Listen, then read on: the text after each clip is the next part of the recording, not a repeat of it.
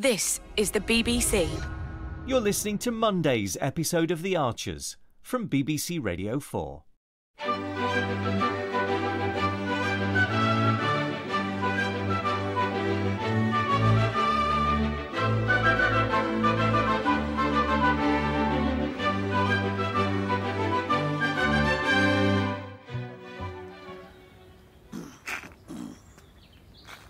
Afternoon, Matt. Oh, Justin. Important day for you. Yeah, I suppose. All set for the big meeting? Oh, yeah. Boss here yet? On his way. You here to join us? I hardly think so, do you? No, I'm just here for lunch. Peggy, hello. Oh, is Lillian here? Alas, no, she's at her hairdresser. I'm eating alone. Christine, what a beautiful jacket.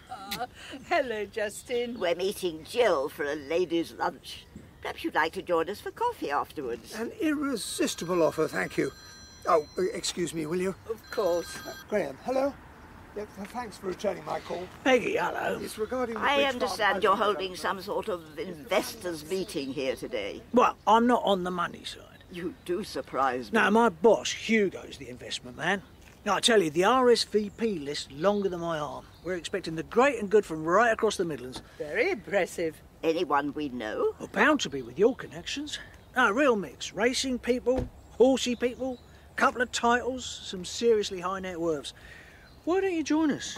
I don't think so. Bit out of our league by the sound of it. No, not at all. Hugo's got a variety of investment packages on offer. Look, why not take one of these? I don't think that'll be necessary. Oh, where's the harm, Peggy? Well, you must do as you like, dear. Well? Why not? Now, this is simply an introduction. We'll be handing out full portfolios after Hugo's addressed the room. Melling Equestrian Investments Limited. Ah, there he is now. Look, why not join us for the buffet? We've put on a fabulous spread. Hugo. What do you think, Peggy? A free lunch? Chris, dear, there's no such thing. So, you think Oliver's holding up well? Seems to be. Though I'm not sure he's taking it in, that she's really gone forever. He's so cheerful, Alan. Yes, it's not uncommon in the early days. It can be a sort of protection, you know, against the shock. He phoned twice this morning, wanting to talk about the coffin. He's chosen one made of willow. Oh, well, they're very popular these days. He was setting off for the florist and wanted to ask what flowers I thought she'd like. He's planning on spending the afternoon threading them through the weave of the basket. Oh.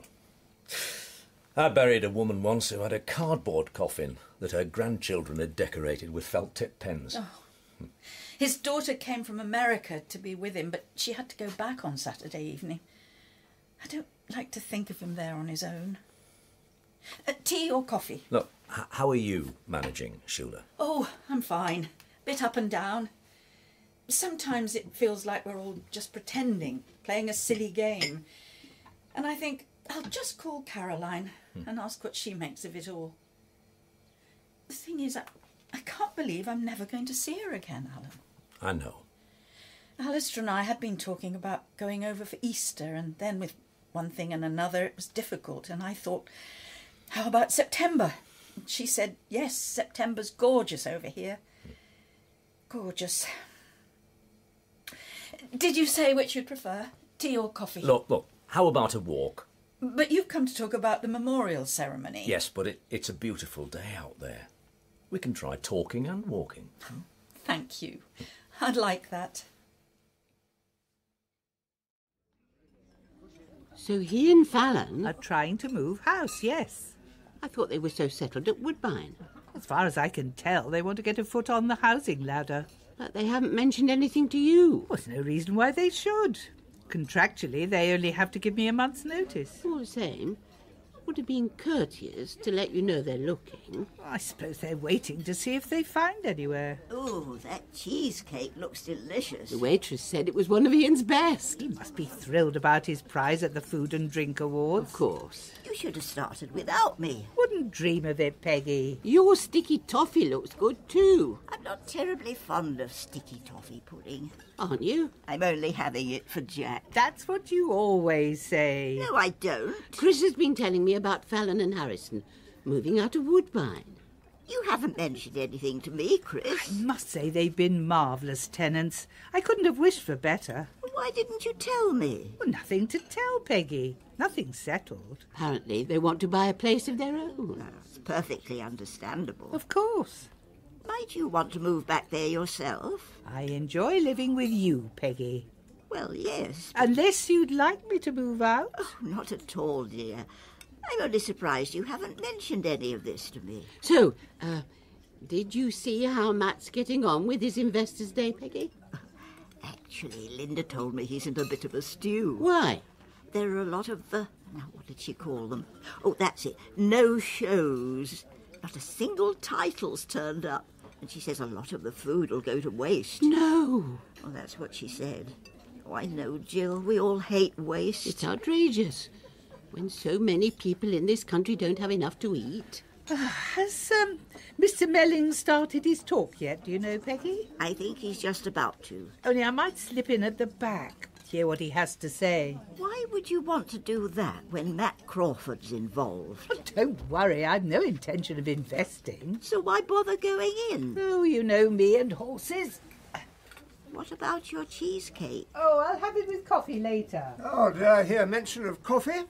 I'm afraid I haven't started my sticky toffee pudding. Oh. See you all in a tick.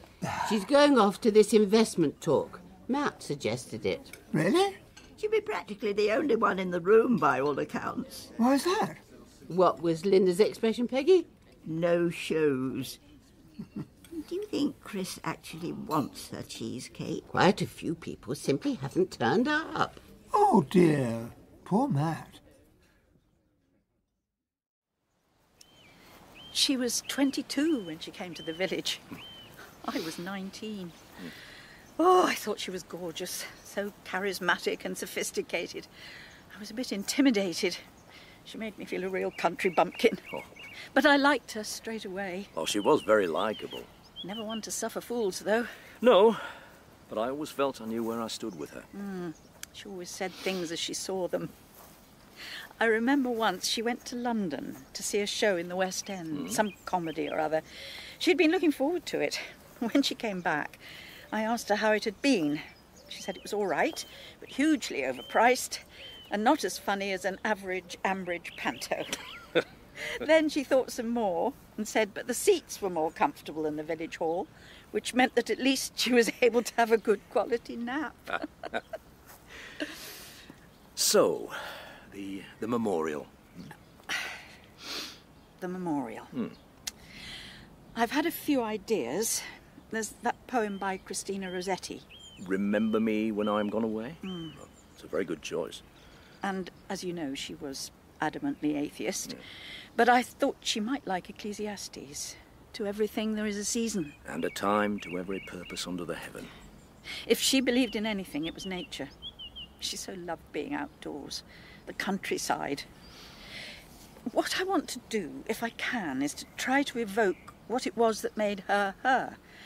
The essence of Caroline. That sounds good. Alan, you do know that for myself, I'd have held the service in St. Stephen's. Yeah, but that wouldn't be right for Caroline. No. Grey Gables is a much better choice. Well, the thing is, you and I have been talking about this together, and all the time I've been assuming that you'd officiate. Oh, thank you. I'd be very honoured. But, well, last night I realised I'm not sure she'd have wanted the ceremony. I'm not sure she'd have wanted her memorial to be led by a vicar. Ah. Oh, please don't take this personally. No, I wouldn't dream of it. I have to think what Caroline would have wanted.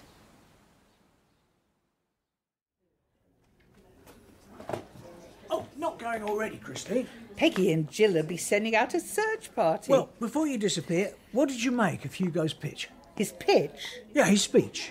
Oh, yes. Interesting. Very convincing. Of course, I'm strictly on the bloodstock side, but I will admit I'm learning a lot from him. He certainly seems to know his stuff. Well, about horses, anyway. I don't know much about racecourse management, if I'm honest. Oh, he's very on the ball. Some of those photographs, magnificent animals. Yeah, well, see, he's not prepared to compromise. Only the best. Yes, I got that impression. Would you like to meet him? Oh, I wouldn't want to waste his time. You would not be wasting his time. I've no money to invest. No, he'd love to meet you anyway, with you being such an equestrian expert. Me? An expert? Linda Snell taking the side of celebrity. I wouldn't expect any more of her. Sugar, Justin? No, thank you, Peggy. But I'm hoping to win Susan over to my point of view. Milk? Black's fine, thank you. And I think Fallon could change her mind with a little gentle persuasion. She's a sensible young woman and such good friends with Kirsty. How was your lunch? Oh, well, delicious, thanks. Tell me, Justin, do you have an opinion on the Duxford Sisters' new restaurant? Oh, let the poor man drink his coffee. Well, in my opinion... Yes. Well, they're somewhat overrated. Though please don't tell Brown I said that. He thinks they're something of a catch for the county. From all accounts, they throw 3 times as much food in the bin as they put on their tables. Ambridge should have nothing to do with them. Is this table all right for you, Justin? Absolutely. If you're cold, we could move into the sun. The shade's perfect. Oh, here you are. I've been looking for you inside. Well, it's such a heavenly day out here. How was the investors' meeting? Very interesting. Though there were a lot of empty seats. Really? They catered for twice the numbers at least. I don't see why they had to lay on lunch anyway. Coffee and biscuits would have been quite enough. Mac Crawford's mortified. Really? Nonetheless, it was a very interesting presentation. Hugo Melling, he's the boss, a very impressive chap. Rather charming. Had a few words with me afterwards. He knows his onions. There's a man over there waving at you, Justin. Oh, Latif, what's he doing here? I didn't catch his name inside. Latif. He asked some very penetrating questions. Well, I better go over and say hello. And what about your coffee? I won't be long. Latif, old chap. That my coffee? Yes. Lovely. I must say I wasn't expecting much with Mac Crawford at the helm, but I was very pleasantly surprised. He doesn't seem very happy. I'd say he looks thoroughly miserable. I can't see him. He's over there, Chris, by the honeysuckle, trying to get the attention of the distinguished-looking man. Oh, that's Hugo. Where's my cheesecake?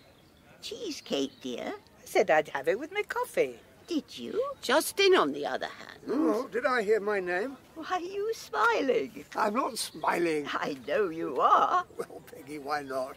It's a perfect day. Perfect.